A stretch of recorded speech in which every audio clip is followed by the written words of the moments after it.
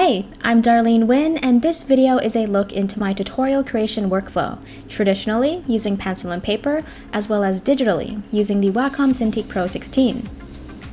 My background is in traditional pencil and paper portrait drawing. I create free instructional how-to content on my blog and on YouTube.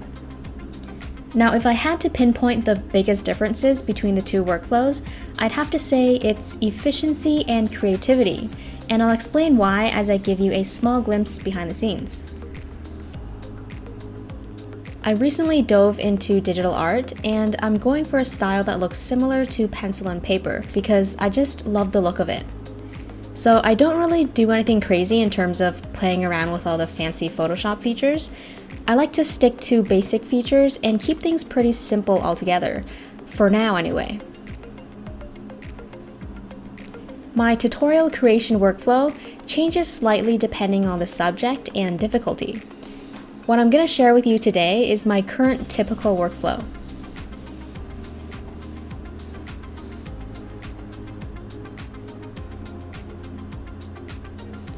So my process always starts out with a brainstorming session to get an idea of how I want the finalized tutorial image to look like. This comes in the form of a bunch of rough sketches. If I'm working on a new topic, I might superimpose reference images from Google onto each other, which I can later analyze to better understand my subject and also use them for reference.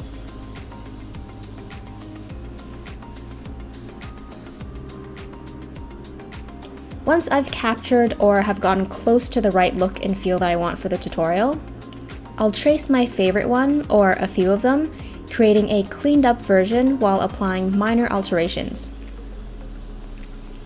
Photoshop provides a convenient way for me to trace because the layers can act as a built-in lightbox.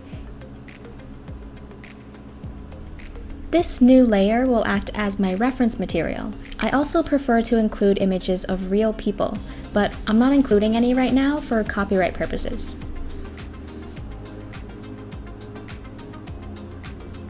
Here's what traditional tracing looks like, and it's actually a two-step process: trace and then scan. So a big plus to drawing digitally is I don't have to scan all of my hand-drawn sketches to the computer. Everything is just conveniently laid out on my canvas as I sketch on the tablet. That's very important because getting into the creative workflow doesn't always come easy for me. So when I'm in it, I don't want to be pulled away to do non-creative tasks, such as scanning. The next thing I'll do is I might come up with a series of rough steps or just hop straight into the tutorial if it's a topic that I'm very familiar with. The layer that I'm working on right now will always be open in a new window that I can refer to every so often. The next step in the tutorial creation process is construction lines, which give the drawing structure, and most of the time, these need to be erased before the shading process begins. Having them on their own layer makes it easy to switch off or on again in case they need to be referenced later on. This shortcut is a really big time saver, especially when working on more complex topics that require many more construction lines. Speaking of shortcuts, the undo button allows me to work more freely because I know I can easily reverse a mistake within seconds. When I'm drawing on paper, a big mistake means I have to peel my drawing off the table and tape a new piece of paper down. Then I'll use a ruler to mark some boundaries based on the camera's field of view so I know where I can and can't draw, and then I can start my drawing over from the very beginning. For a single tutorial, I will usually screw something up and have to start over from scratch. Happens to me about 4 times on average. So you can just imagine how much time I'm able to save by simply hitting undo. But the undo button is more powerful than that. It actually enables me to be more adventurous with my creativity, which is something I think my traditional workflow has slowly been robbing me of. There's just so much at stake when I'm 3 hours into a pencil drawing and I want to try something vastly different from what I originally had planned.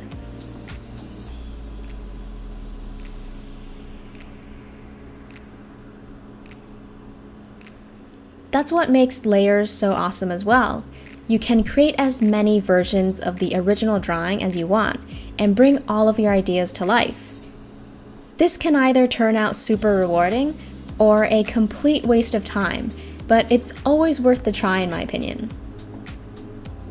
I've always preferred drawing with one pencil, just because of the minimalistic nature of that, and with the pressure sensitivity levels built into this pen, and the brush color set to black, you can actually draw the entire black, gray to white spectrum without having to change any brush settings throughout the entire drawing process.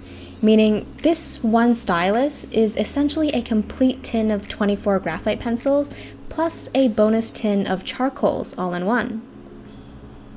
And this just really speeds things up for me. It also gives my drawing more depth that goes beyond what can be achieved with graphite alone.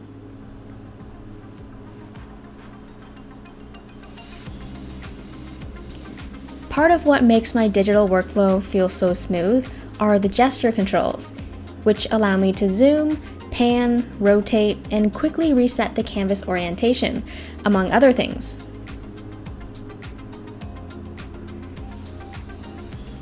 As much as I like zooming in all the way and working on the finer details, zooming out helps bring out flaws.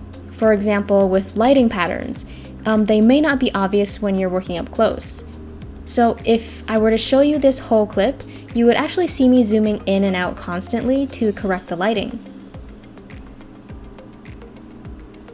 Drawing on the Cintiq Pro 16 feels similar to drawing with pencil and paper, but imagine the paper has additional features to make the drawing process flow more smoothly, and thus resulting in a more efficient workflow. Tools such as scanners, light boxes, and even pencils, blending stumps, and erasers are all conveniently built into Photoshop. That's another thing I love about working digitally. There isn't much to it. It's very simple. I turn the tablet on, and I'm using one drawing app from beginning to end. It's just me and my artwork, and I don't have to worry about anything else.